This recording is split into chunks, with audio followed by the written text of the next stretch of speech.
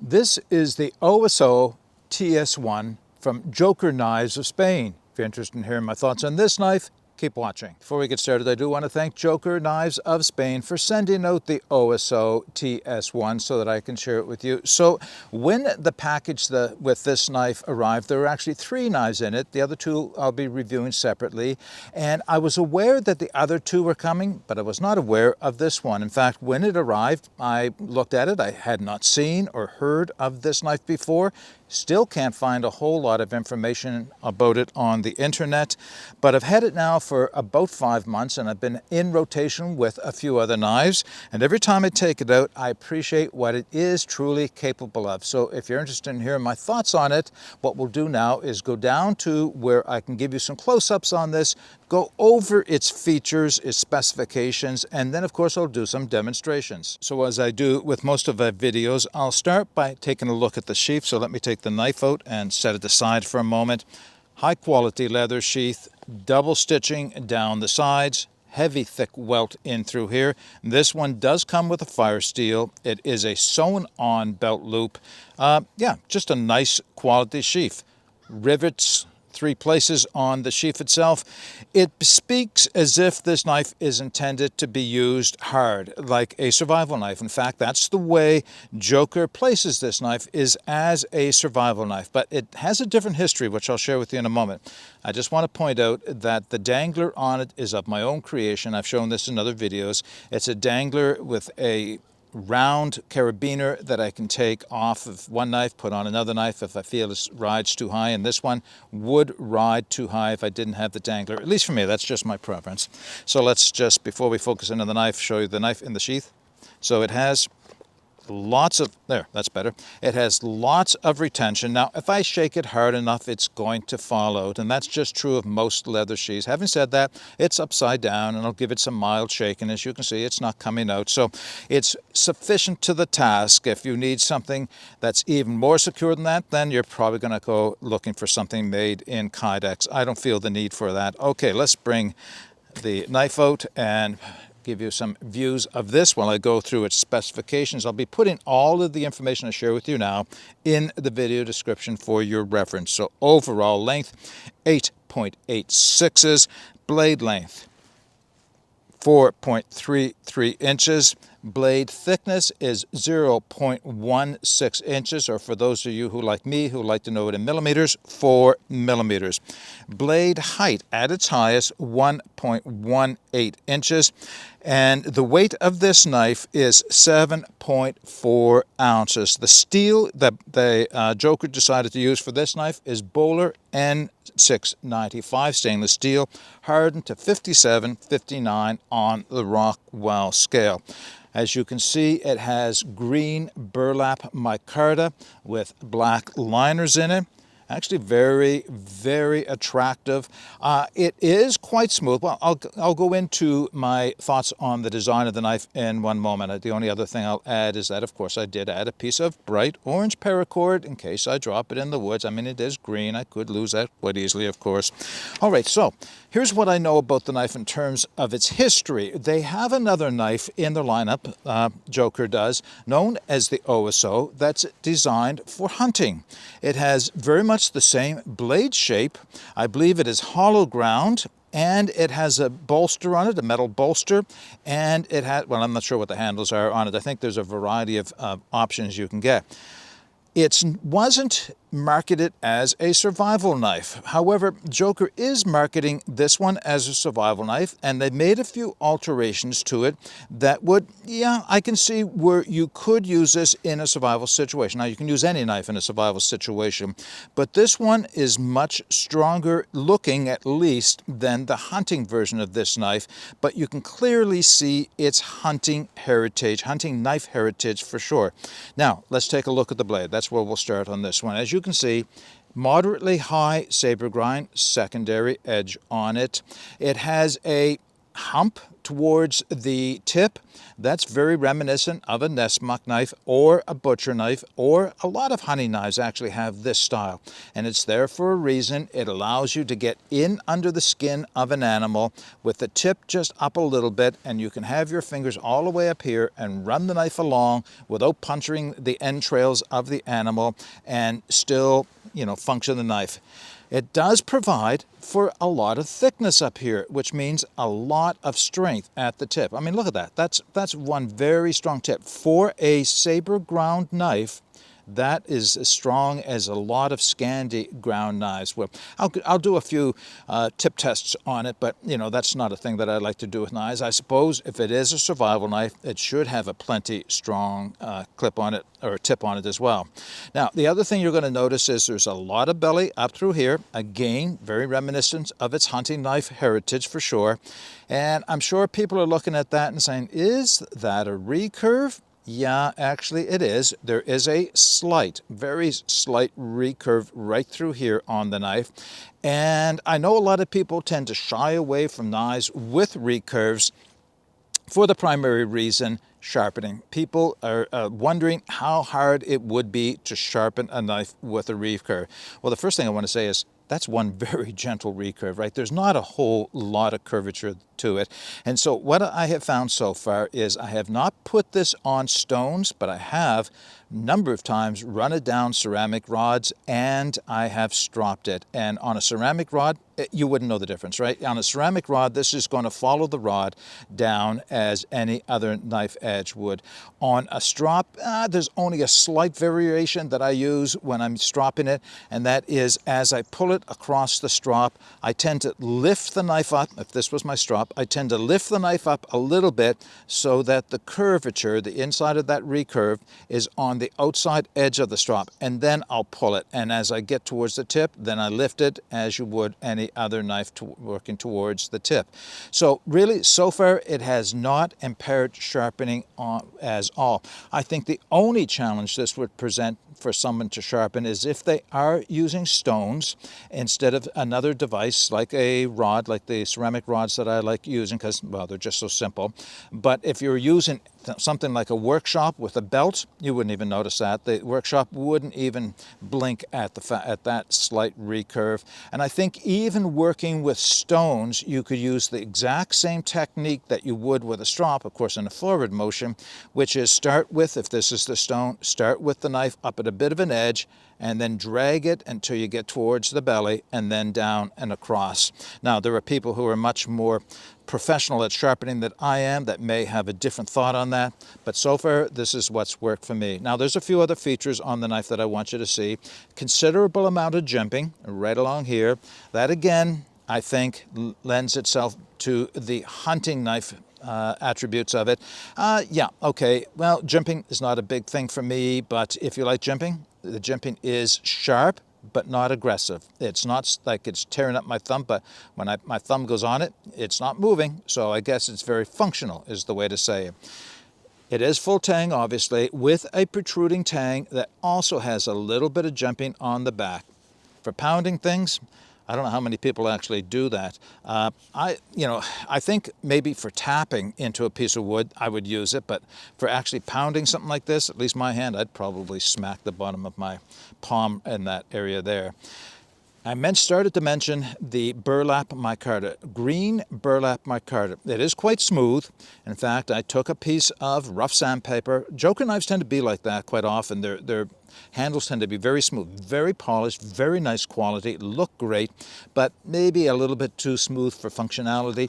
Piece of rough sandpaper, and I just went over it lightly, and I do mean lightly, and it roughened it up enough. I can see it gave a little scratches to the stainless steel pins though, and now it just feels a little bit more secure. Now, the nice thing about micarta, especially burlap micarta, is if this gets wet, it tends to get grippier. And if you're using it as a hunting knife, it's likely going to get slippery if you don't have a grippy grip on it. So yeah, it works well, that burlap micarta.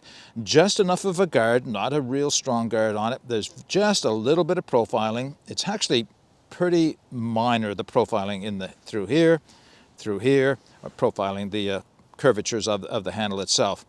Overall, this has grown on me in terms of its looks and its functionality, and it feels good in the hand, but all that well and good, what does it perform like? Well, let's do a few tests with it. All right, I'm going to go through the same tests that I do with other knives when I'm doing a review.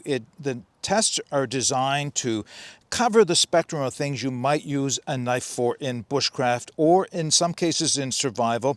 And one, of course, is batoning. Can I create firewood from small pieces of wood like this? Now, this is a piece of oak, and it is, I'm going to say 2 inches in diameter and about 10 inches in length. So this should well be able to handle this. There is some good gnarly looking knots in this, but it is an old piece of wood, so I don't expect any problems from this piece of wood. And you know, it could probably baton bigger pieces of wood than this, but I don't really feel the need to. This is usually the size of something I'll baton with a knife. Let's get this out of the way. Let's see about the tip tests.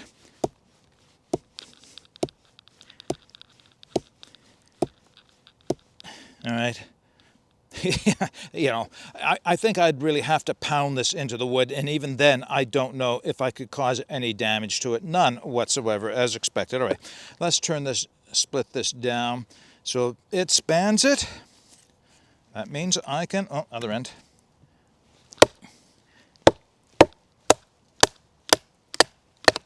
Oh, that is hard. There's the knot. Yep, I'm into the knot. Not what I hoped to do, but all part of the test. There we go. Yeah, that is a hard knot it went through here. The rest of the wood, you see the knots that it went through? Okay, so not a great piece of wood. This handled the splitting of this piece of wood just perfectly, aided by the fact that it is a saber grind. They tend to do well. Full flat grinds, not so much, and Scandies do well as well. But what I'm going to do now is split the rest of these pieces out. We'll use one piece for creating a tent peg, another one for doing some feather sticking with, and then we'll do a few other tests after that. All right, it turns out that piece of wood that I chose is not very good quality. Let's put it that way. The knots had it going, the splits going in all different directions. The wood is a little older, and I was wrong about it being oak. Turns out it is rock maple. So great firewood, not great crafting wood for projects like this. Yeah, I'll save that for firewood. But I did have another piece of oak here nearby that I can use for the demonstration purposes. So I'm just going to create an L7 notch. Once again, the whole point of doing this, find a nice place for it to rest. The whole point of doing this is to show that the knife can create notches, a little bit of light carving. Tent peg just happens to be something that uses a L7 notch, but so do figure 4 traps and the like. So I've gone down just about halfway into the wood, and I'll cut the notch out. Now, somebody commented on that one of my videos recently that my tent pegs weren't very good. Well, you know, they're right. They're right. If this was going to become a tent peg and something I would use repeatedly, I'd do a lot more with it, of course, and probably start with a round piece of stick, even maybe something green or better shape than this. This is more about the cutting performance of the knife than it is about the final product. All right, L7 notch, that was created easily enough. Now, the next thing, of course, is I have to put a point on the other end of this. All right, in putting a point on a tent peg, it's not so much about the tent peg itself as it is about how comfortable it is to use a knife in reverse grip like this, because of course that's the way I like to make the points on my tent pegs. Yes, I could have chopped it on, but it's all about, is it comfortable to use the knife in reverse grip? So far, just holding it like this, it's not bad. The end of the beak handle down here right at the pommel is not all that pointy. It's riding into the base of my hand, not bad at all. There's not a lot of ramp right here, but it's not uncomfortable either. So, yep, feels pretty good so far, but let's do the chest lever cut and put a point on this very hard piece of wood.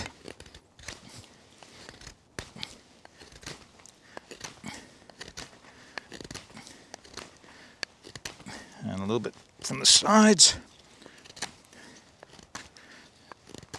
That is a hard piece of maple. Oh, we can do better than that. All right, now we've got a point on this piece of wood. And overall, I didn't even really feel the knife in my hand, and that's a good thing. That means it wasn't uncomfortable using the knife in this reverse grip. Just a little bit maybe right down here in the palm, but very few knives do not do that. So for short-term use, yeah, it's perfectly comfortable, perfectly suitable for doing reverse grip cutting like this tent peg. All right, let's make some feather sticks. I have 3 pieces of wood here. This one came from a separate piece of oak in this case. I'm holding on to that because, well, the grain looks good and it looks to be in good shape, but I wanted to see if I could work with the sticks that came from that piece of wood that I split out. And the core of that piece of wood was, yeah, it was getting old. Great firewood, not great crafting wood. But I'm going to take this one. It looks to be reasonable, and see if I can't make any feathers off of the end of this or from the sides. If it doesn't work out, we'll see. We'll pick out another piece of wood out.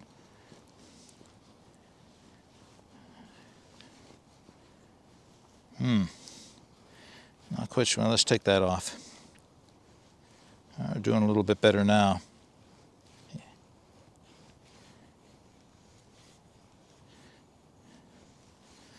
Alright, it's not doing bad. I'm not unhappy with this.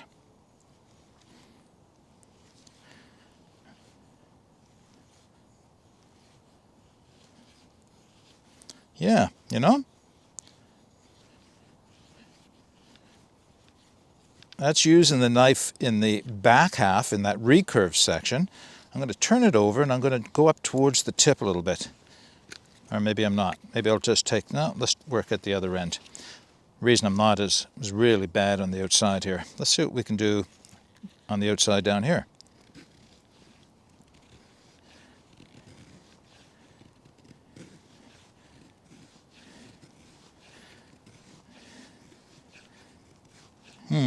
Okay.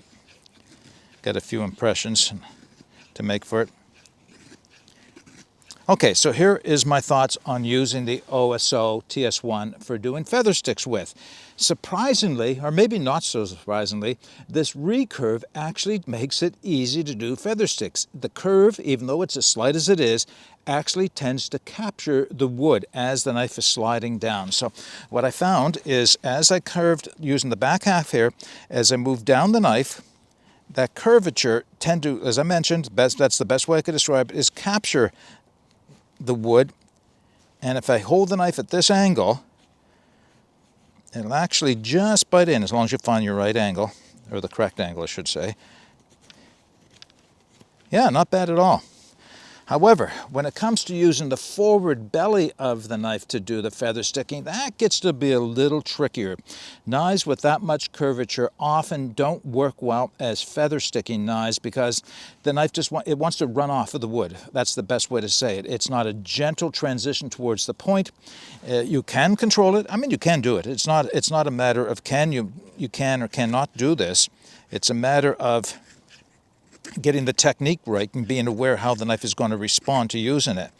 One thing I can say about it, with that much curvature, it's like it has a continuous point at any given spot on the blade, which means that it will dig into the wood a little bit more effectively at any given point than if it was a flat. And that's not a good demonstration there.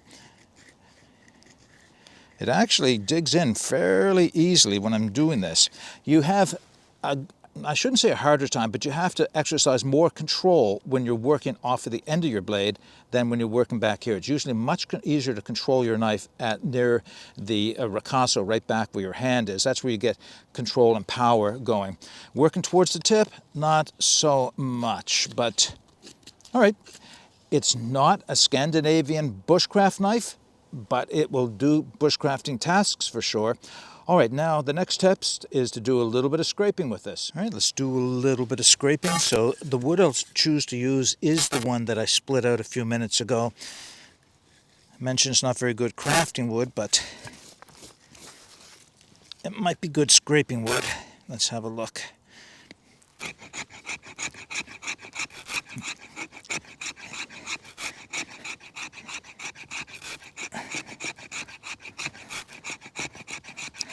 So the answer to that is, yeah, that's good wood for scraping.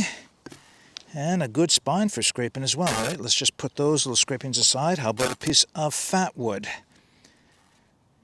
Let's try it in this direction. Like that, I guess. That's probably the best. Let's see what we can do with the fat wood. How about a flatwood splinter?